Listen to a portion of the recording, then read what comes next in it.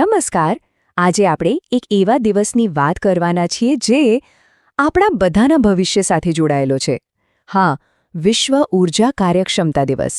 તો ચાલો જોઈએ કે આ દિવસ આટલો બધો મહત્વનો કેમ છે. તારીખ છે 5 માર્ચ. દર વર્ષે આ દિવસે આ દિવસ ઉજવાય છે. પણ સવાલ એ થાય કે આ એક જ તારીખ કેમ? એમાં એવું તે શું ખાસ છે? ચાલો જાણીએ. જો આ દિવસનો હેતુ છે ને, એ એકદમ સરળ છે પણ બહુ જ પાવરફુલ છે.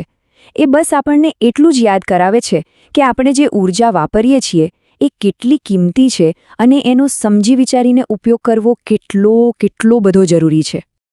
જરા વિચારો તો, વીજળી, ગેસ કે પેટ્રોલ વગર આપણું જીવન કેવું હોય? આપણી આખી આધુનિક લાઇફસ્ટાઇલ તો ઊર્જા પર જ ચાલે છે, ખરું ને? અને બસ આ દિવસ આપણને એ જ વાત યાદ અપાવે છે કે આ બધી સુવિધાઓનો જવાબદારીપૂર્વક ઉપયોગ કરવો એ આપણી ફરજ છે. પણ આટલી બધી વાત કેમ થાય છે ઊર્જા બચાવવાની? એની પાછળ કોઈ કારણ તો હશે જ ને? ચાલો એના કેટલાક ગંભીર કારણો પર એક નજર કરીએ. હકીકત તો એ છે કે આપણી ઊર્જાની જરૂરિયાત એ દિવસે ને દિવસે વધતી જ જાય છે. અને એની કિંમત કોણ ચૂકવી રહ્યું છે? આપણી પૃથ્વી, એલા અમૂલ્ય કુદરતી સંસાધનો જે ખૂબ જ ઝડપથી ખતમ થઈ રહ્યા છે. અને વાત અહીં જ નથી અટકતી.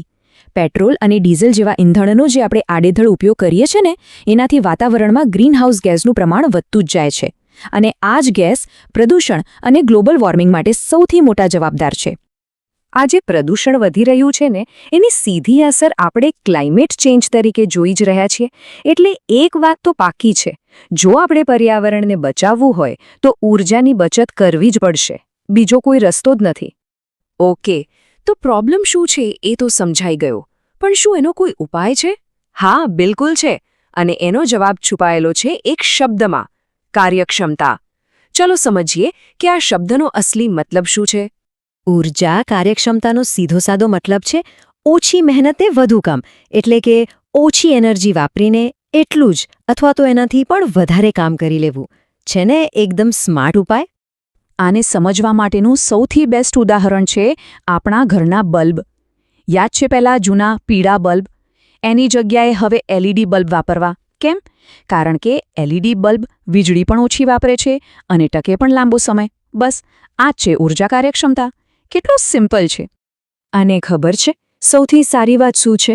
આ બધું કરવા માટે કોઈ મોટા પહાડ નથી તોડવાના.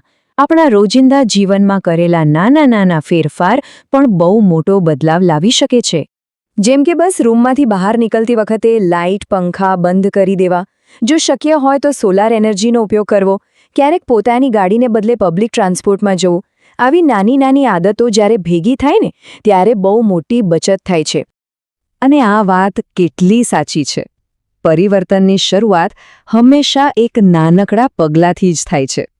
જ્યારે આપણે બધા સાથે મળીને આ નાના પ્રયત્નો કરીશું, ત્યારે જ એક મોટો પોઝિટિવ બદલાવ શક્ય બનશે.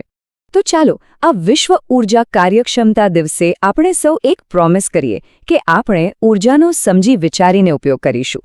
કારણ કે એક વાત હંમેશા યાદ રાખજો, જ્યારે આપણે ઊર્જા બચાવીએ છીએ ત્યારે આપણે ખાલી વીજળીનું બિલ નથી બચાવતા, પણ આપણી આવનારી પેઢીઓ માટે આ પૃથ્વીનું ભવિષ્ય પણ બચાવીએ છીએ.